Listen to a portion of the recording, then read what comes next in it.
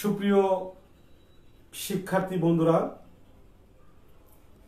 Satkhira online স্কুলের পক্ষ থেকে আমি মোহাম্মদ ওয়ালিউল ইসলাম, সহকারী শিক্ষক, পাটকেলঘাটা সরকারি প্রাথমিক বিদ্যালয়, তোমাদেরকে জানাই আন্তরিক শুভেচ্ছা এবং অভিনন্দন।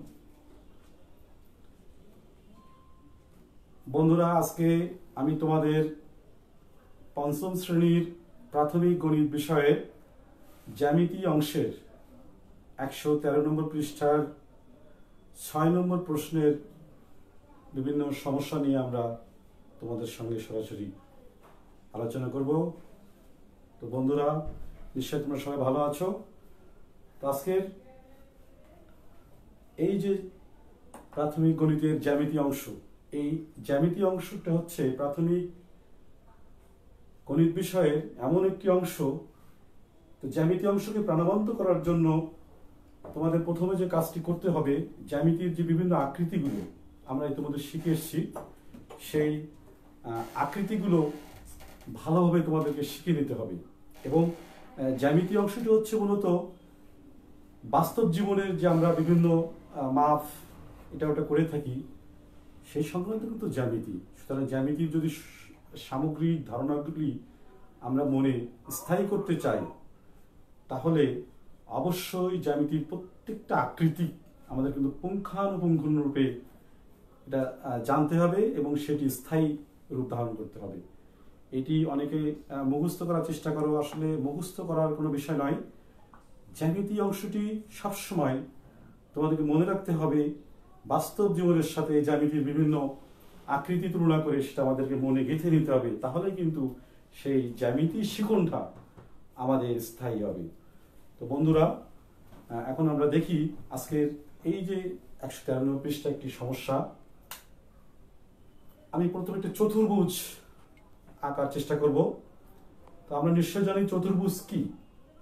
চতুর্ভুজ হচ্ছে চারটি সরলরেখা দ্বারা আকৃতিকে, সীমাবদ্ধ আকৃতিকে চতুর্ভুজ বলে। আমরা এখন সেটি আঁকানোর চেষ্টা করছি। এই যে চারটি সরলরেখা,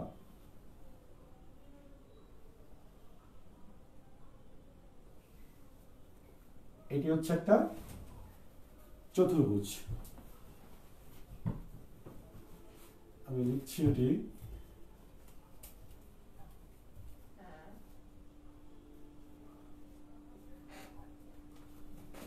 চতুর্ভুজ, ঠিক আছে। এখন এই চতুর্ভুজ থেকে আমরা দেখবো বিভিন্ন অ্যাঙ্গেলে চতুর্ভুজ থেকে আমরা কি কি তৈরি করতে পারি, এক চতুর্ভুজ থেকে আমরা কোন কোন ধারণায় আমরা। তো চতুর্ভুজ যখন বিভিন্ন আকার ধারণ করে, চতুর্ভুজ কখনো ট্রাপিজিয়াম হয়, কখনো সামান্তরিক হয়, কখনো বর্গ, কখনো রম্বস, এই যে বিভিন্ন আকৃতি হয় সেটি কিভাবে হয়, তাহলে আমরা চতুর্ভুজ থেকে এটি ডায়াগ্রামের মাধ্যমে আমরা সেটি যাওয়ার চেষ্টা করি। তো প্রথমে আমি এখানে একটা ট্রাপিজিয়াম আঁকবো। ট্রাপিজিয়াম তোমরা নিশ্চয় জানো যে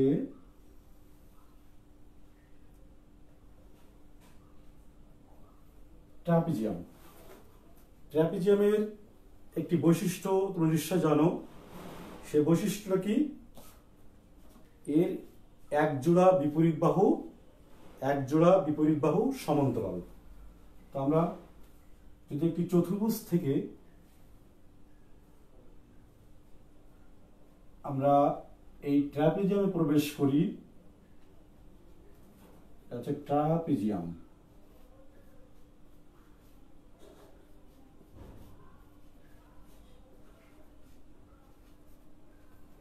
চতুর্ভুজটি কখন ট্রাপিজিয়াম হবে, এর যে বৈশিষ্ট্যটা সেটি আমরা এখানে লেখার চেষ্টা করব।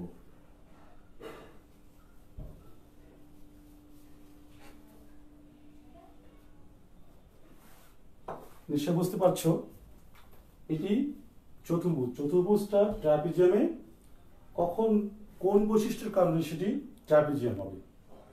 তো আমি তোমাদের বলেছি, নিশ্চয় তোমরা বুঝতে পেরেছো যে এর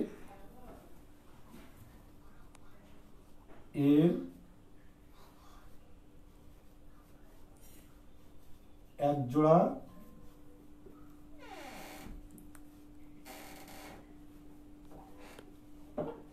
বিপরীত এক জোড়া বিপরীত বাহু সমান্তরাল।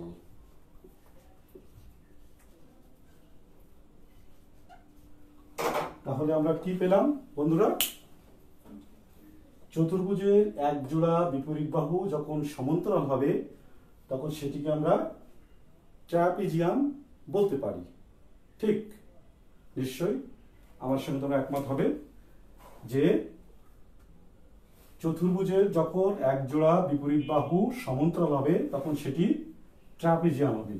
এখানে নিশ্চয় বুঝতে পারছ, এই যে দেখছো এই বাহুটা সমান, এই বাহুটা সমান্তরাল। সমান্তরাল কথাটা লিখতে হবে, সমান নয়। সমান হতেও পারে সেটা আলাদা বিষয়, কিন্তু সমান্তরাল হতেই হবে, তখনই হবে সেটা ট্রাপিজিয়াম। ওকে,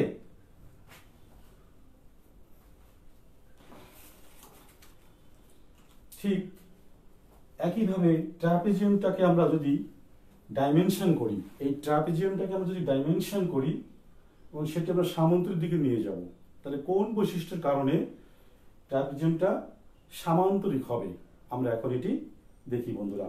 ঠিক আছে, তাহলে আমি এখানে একটি সামান্তরিক আঁকার চেষ্টা করি।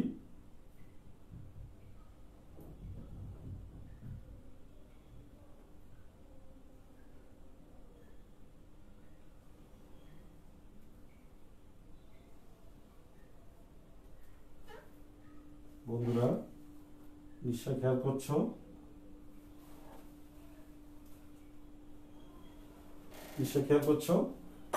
এটি হচ্ছে একটি সামান্তরিক।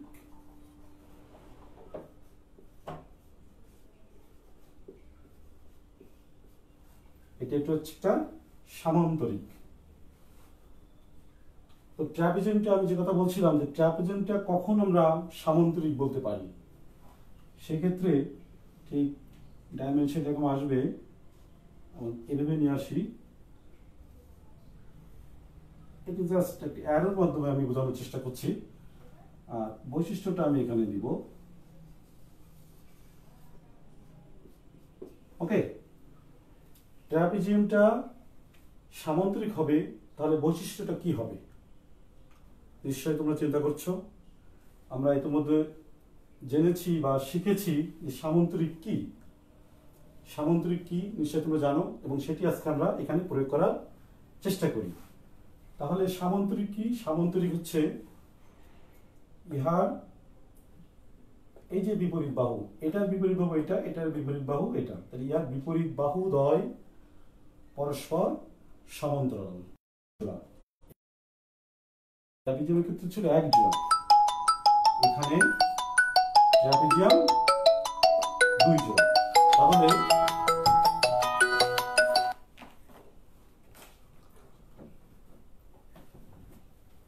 তাহলে আমরা ট্রাপিজিয়ামকে সামান্তরিক হওয়ার ক্ষেত্রে যদি আমরা লিখি দুই জোড়া বিপরীত বাহু, দুই জোড়া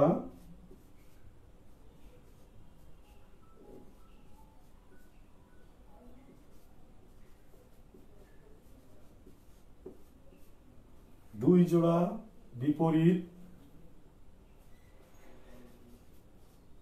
বাহু সমান্তরাল। ঠিক আছে, ট্রাপিজিয়ামে যখন দুই জোড়া বিপরীত বাহু সমান্তরাল হবে তখন সেটিকে আমরা সামান্তরিক হিসেবে চিহ্নিত করতে পারি। অর্থাৎ এই যে বাহুটা, এই বাহুটা হবে সমান্তরাল, আর এই বাহুর এর বিপরীত বাহু হচ্ছে এটা হবে এটার সমান্তরাল।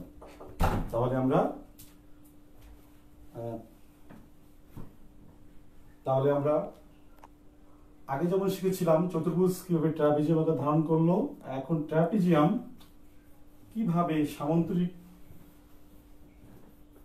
হলো সেটি আমরা কিভাবে পেলাম? সেটি হচ্ছে দুই জোড়া বিপরীত বাহু সমান্তরাল, দুই জোড়া। ওকে, ঠিক এভাবে আমরা চতুর্ভুজের যে বিভিন্ন আরো আকৃতি রয়েছে, আমরা আরো তিনটা আকৃতি নিয়ে আলোচনা করব। তো বন্ধুরা, এভাবে তোমরা আমার সঙ্গেও খাতা নিয়ে প্র্যাকটিস করো, দেখবে চমৎকার চমৎকার সুন্দর সুন্দর আইডিয়া আমার সঙ্গে তোমরা শেয়ার করতে পারবে।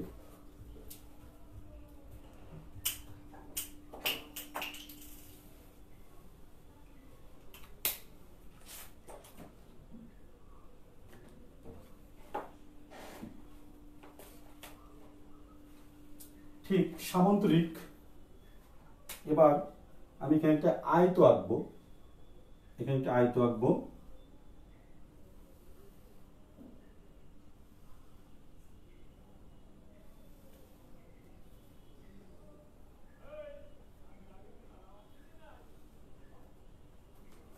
এটি একটি আয়ত।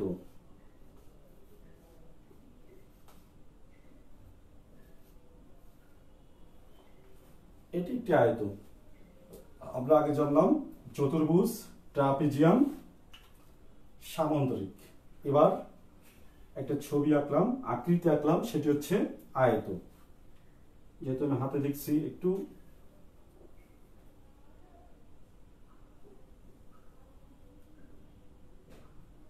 কিছুটা এলোমেলো হলে তোমরা অবশ্যই ঠিক করে নেবে। আয়ত, তাহলে এটি আমরা নিশ্চয়ই ছবি থেকে বুঝতে পারছি যে একটি আয়ত। এবং আমরা নিশ্চয়ই যে আয়তের বৈশিষ্ট্য আমরা নিশ্চয়ই আগে জানি, সেটা আরো একটু তোমরা আমার সঙ্গে চিন্তা করো যে আয়তের কি কি বৈশিষ্ট্য আমরা এখান থেকে পেতে পারি। এবং এই যে সামান্তরিক, এই সামান্তরিকটা আয়তে চলে আসলো কোন বৈশিষ্ট্যের কারণে, সামান্তরিকের কোন বৈশিষ্ট্যের কারণে এটি আয়ত হলো, সেটি আমরা এখন দেখব। চিন্তা করো অবশ্য তোমরাও। সামান্তরিক বিপরীত বাহুগুলি পরস্পর সমান্তরাল। এর আরেকটি বৈশিষ্ট্য অবশ্য রয়েছে, বিপরীত কোণগুলি পরস্পর সমান। তো আমরা এই যে বাহুর বৈশিষ্ট্যের উপর বেসিস করে আজকে আয়তের দিকে যাব। তাহলে আমরা সামান্তরিকের বৈশিষ্ট্য এবং আয়তের বৈশিষ্ট্য কল্পনা করি এবং চিন্তা করি। হ্যাঁ, এখন দেখি আমরা কোন বৈশিষ্ট্যের কারণে, কোন বৈশিষ্ট্যের কারণে সামান্তরিকের কোন বৈশিষ্ট্যটা যখন আমরা বিশেষভাবে নিব তখন কেন সেটি আয়ত্ত হবে, সেই বৈশিষ্ট্যটা কি হতে পারে। হ্যাঁ, নিশ্চয় তোমরা বুঝতে পেরেছ। সামান্তরিকের চারটি কোণ যখন সমকোণ হবে তখন সেটিকে আমরা আয়ত বলতে পারি। ঠিক বন্ধুরা, নিশ্চয় আমার সঙ্গে তোমরা একমত হয়েছ যে সামান্তরিকের চারটি কোণ যখন সমকোণ হবে তখন সেটিকে আমরা আয়ত বলতে পারবো।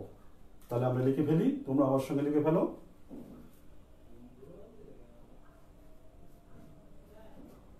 চারটি কোণ, চারটি কোণ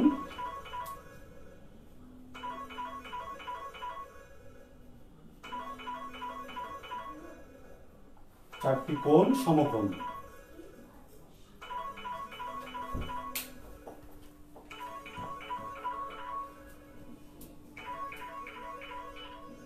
তাহলে সামান্তরিকের চারটি কোণ যখন সমকোণ হবে তখন সেটি আমরা আয়ত বলতে পারবো। ঠিক কোণগুলি কি? একটি সমকোণ, এই সমকোণ, সমকোণ, সমকোণ। ঠিক আছে বন্ধুরা, তাহলে সামান্তরিকের যখন চারটি কোণ সমকোণ হবে তখন সেটিকে আমরা আয়ত বলতে পারবো। ঠিক এভাবে আমরা এখন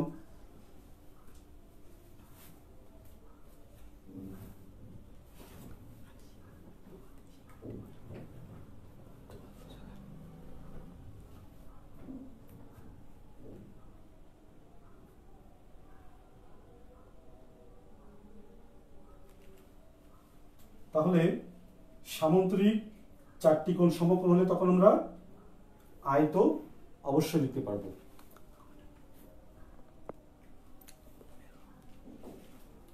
এবার আমরা দেখব রম্বস। আমরা সামুদ্রিকে রম্বসের দিকে নিয়ে যাবো, কিভাবে সামুদ্রিটা রম্বস হয়। আমি এখানে একটা রম্বস আঁকি।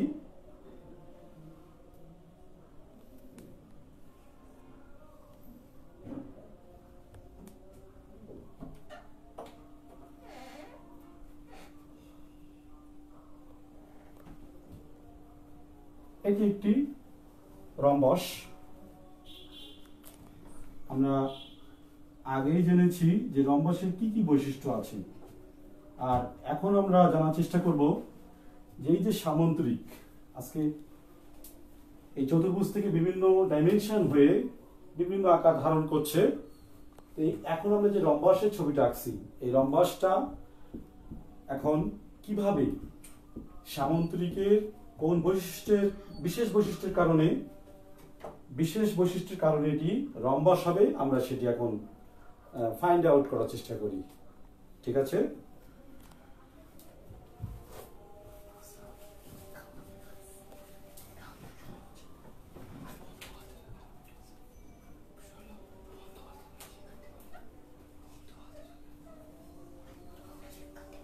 প্রিয় শিক্ষার্থীরা, তাহলে রম্বস ঠিক না, তাহলে আমরা এই সামুদ্রিকটা এখন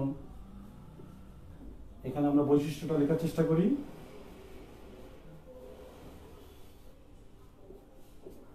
ওকে প্রিয় শিক্ষার্থীরা, তাহলে সামুদ্রিক কোন বিশেষ বৈশিষ্ট্যের কারণে এটি আমরা রম্বস বলতে পারি সেটি আমরা এখন জানার চেষ্টা করছি। ঠিক আছে, দেখো সামুদ্রিকের কি কি বৈশিষ্ট্য ছিল। সামুদ্রিকের বৈশিষ্ট্য আমরা দেখেছি যে বিপরীত বাহুগুলি পরস্পর সমান এবং সমান্তরাল, বিপরীত কোণগুলিও পরস্পর সমান। ঠিক আছে, তাহলে রম্বস, কখন সামুদ্রিকটিকে আমরা রম্বস বলতে পারবো, কোন স্পেশাল বিশেষ বৈশিষ্ট্যের কারণে? একটু চিন্তা করো আমার সঙ্গে।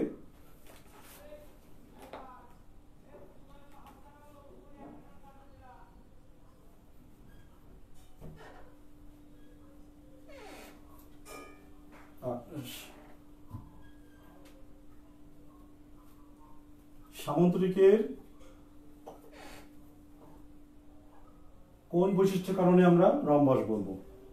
তো আমরা এখন নিশ্চয়ই তোমরা আমার সঙ্গে একমত হয়েছ এবং মনে হয় তোমরাও সেটি বের করে ফেলছো। সেটি হলো কি, সামুদ্রিকের যখন চারটি বাহু সমান হবে, চারটি বাহু যখন সমান হবে তখন আমরা সেটিকে রম্বস বলতে পারি। তাহলে আমরা লিখে ফেলি, চারটি বাহু সমান। ঠিক আছে প্রিয় শিক্ষার্থীরা, সামুদ্রিকের চারটি বাহু যখন সমান হবে তখন সেটি আমরা রম্বস বলতে পারি।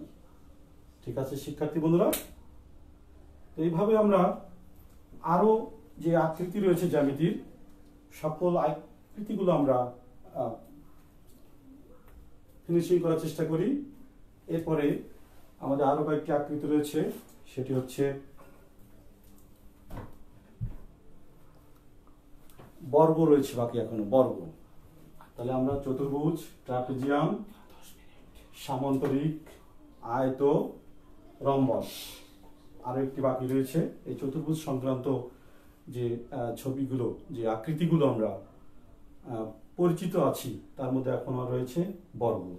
ঠিক আছে, তাহলে আমরা দেখি এখন বর্গ এটি কিভাবে, কোনটা থেকে কিভাবে আসতে পারে সেটি আমরা এখন করার চেষ্টা করি। ঠিক আছে শিক্ষার্থী বন্ধুরা, আমি এখন এখানে একটি বর্গ আঁকি।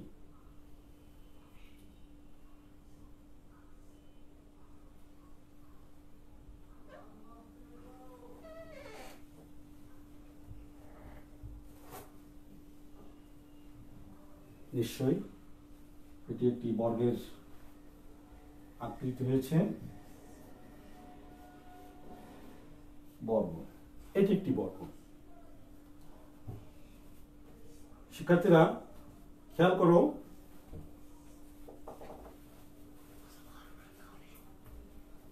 এই যে বর্গ, এই বর্গের কিছু বৈশিষ্ট্যের কারণে আমরা এটাকে বর্গ বলি। তোমরা আগে যে আকৃতিগুলো দেখছো, বর্গটাকে সেভাবে দেখে তোমরা চিন্তা করো যে কোন বর্গের অনেকগুলি বৈশিষ্ট্য আছে, ঠিক না? তো এই যে রম্বসটাকে আমরা বর্গ এখন দেখি। রম্বসটা কখন বর্গ হয়, সেটি আমরা এখন দেখি।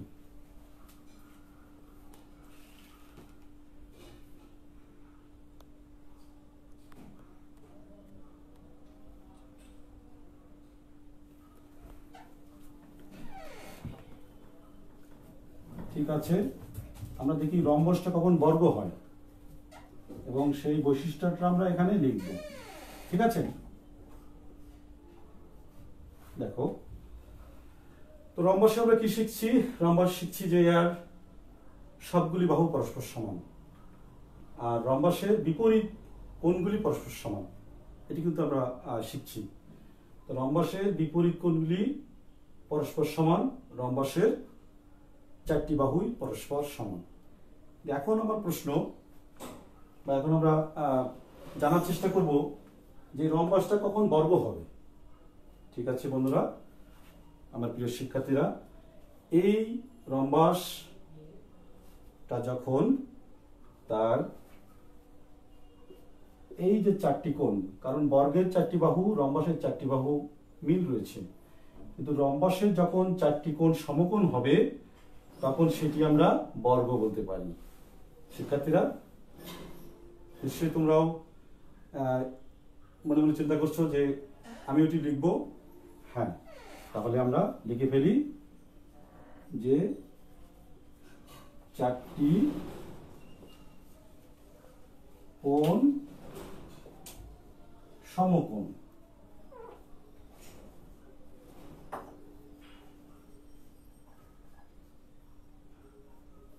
ভালো করে খেয়াল করো, তাহলে রম্বসের চারটি কোণ যখন সমকোণ হবে, মানে প্রত্যেকটা কোণ যখন সমকোণ হবে তখন সেটিকে আমরা বর্গ বলবো। এই যে প্রত্যেকটা কোণ সমকোণ। ক্লিয়ার? আমার সঙ্গে তোমরা একমত হয়েছ? রম্বসের চারটি কোণ যখন সমকোণ হবে তখন সেটিকে আমরা অবশ্যই বর্গ বলবো, কারণ রম্বসের চারটি বাহু কিন্তু আর বর্গের চারটি বাহু কিন্তু সমান। এটি লেখার প্রয়োজন নাই, যেহেতু চারটি কোণ যখন সমকোণ আকার ধারণ করলো তখন সেটি বর্গ হলো। ঠিক। আর একটি, এই যে আয়ত কখন বর্গ হবে, আমরা এটাই লাস্ট দেখি এবং সে বৈশিষ্ট্য লেখার চেষ্টা করি এখানে। ঠিক আছে আমার প্রিয় শিক্ষার্থীরা, আজকের আয়ত কখন আমরা বর্গ বলতে পারি একটু চিন্তা করো।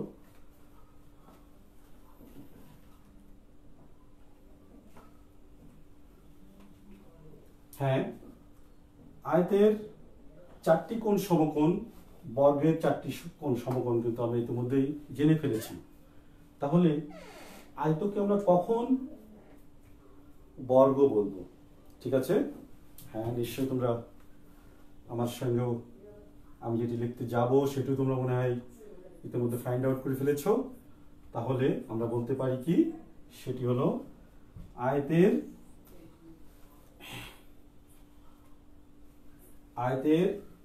চারটি বাহু যখন সমান হবে তখন সেটি হবে কি, বর্গ। তাহলে এখানে আমরা কি পেলাম, চারটি বাহু সমান, চারটি বাহু সমান।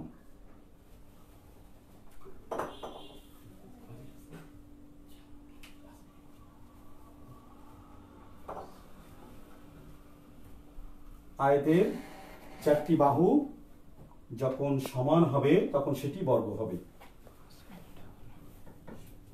প্রিয় শিক্ষার্থীরা, তাহলে আমরা আজকে এই যে চতুর্ভুজ থেকে শুরু করেছিলাম, সেই চতুর্ভুজটাকে আমরা বিভিন্ন আকৃতিতে আমরা দেখলাম যে কোন আকৃতি কখন ফরওয়ার্ড করলে সেটি আরেকটি আকার ধারণ করছে। অনেক মজা, তাই না? জ্যামিতি আসলে মজা করে শিখতে হবে। জ্যামিতি বাস্তব জীবনের অনেক কিছুর সঙ্গে তুলনা করে শিখতে হবে, কারণ অনেক মজার। শুধু শিখলে হবে না, একটি দীর্ঘস্থায়ী রূপ ধারণ করতে গেলে অবশ্যই তোমাদেরকে বাস্তবে প্রবেশ করতে হবে। তো আজকে আমরা যেগুলো শিখলাম, আমি সংক্ষেপে এখন একবার তোমাদের সঙ্গে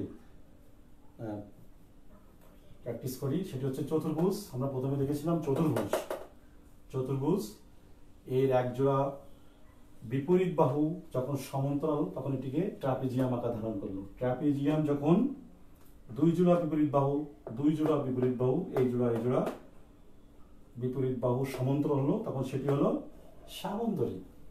এবার সামান্তরিক গিয়ে যখন চারটি বাহু সমান হলো, এই সামান্তরিকের চারটি বাহু যখন সমান হলো তখন সেটি কি আকার ধারণ করলো? রম্বস। এবং রম্বসের চারটি কোণ যখন সমকোণ হলো তখন সেটি হলো বর্গ। আবার এই সামান্তরিকের চারটি কোণ যখন সমকোণ হলো তখন সেটি হলো আয়ত। আবার আয়তের যখন চারটি বাহু সমান হলো তখন সেটি হলো বর্গ। অনেক একটা মজার ডায়াগ্রাম নিয়ে আজকে আলোচনা করলাম। নিশ্চয়ই তোমরা মজা পেয়েছো, শুধু শেখনি, মজাও পেয়েছো।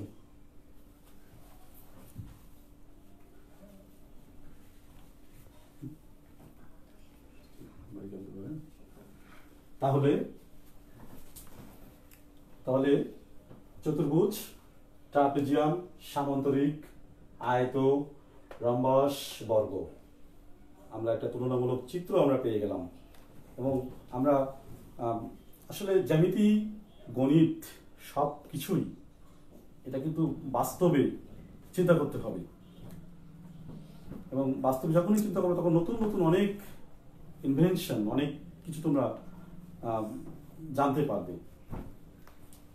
অনেকে প্রশ্ন করে যে সামান্তরিক, দেখো এইগুলো কিন্তু সব চতুর্ভুজ। আবার এই যে সামান্তরিক দেখছো, এই যে ট্রাপিজিয়াম ছাড়া সামান্তরিক, রম্বস, বর্গ, আয়ত, এই প্রত্যেকটা কিন্তু আবার কি, প্রত্যেকটা কিন্তু সামান্তরিক। আবার এই আয়ত কিন্তু সামান্তরিক, আবার এই আয়ত বর্গ, ঠিক আছে? এই বর্গটাও কিন্তু একটা আয়ত। বর্গের যে বৈশিষ্ট্য, আয়তের যে বৈশিষ্ট্য আমরা যদি তুলনা করি তখন দেখব যে বর্গটাও একটা আয়ত। আবার এই যে রম্বস, এই রম্বস সামান্তরিক, এটা আমরা আগেই বলেছি। আবার এই রম্বস থেকে আসলে বর্গ। এইভাবে এই ভিন্ন ভিন্ন জিনিস নিয়ে তোমরা যখন বাস্তবে কল্পনা করবে তখন আরো নতুন নতুন জিনিস তোমরা ফাইন্ড আউট করতে পারবে। তো প্রিয় শিক্ষার্থীরা, আজকের আমি তোমাদের এই অংশটিতে আলোচনা করলাম। নেক্সট ক্লাসে আরো একটি সুন্দর জিনিস নিয়ে আসবো। তো আজকে ছোট্ট তোমাদের বাড়িতে একটি আমি কাজ দিচ্ছি এখন।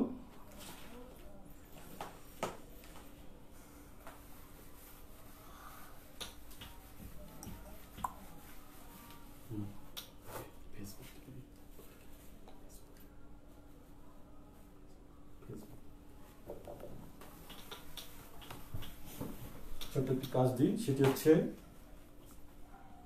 বাড়ির কাজ। বাড়ির কাজ, আমি একটা ছোট্ট বাড়ির কাজ দিই। আয়ত, বর্গ, রম্বস, সামান্তরিক,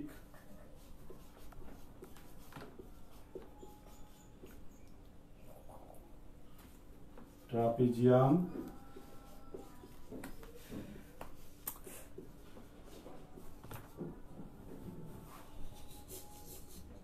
প্রত্যেকের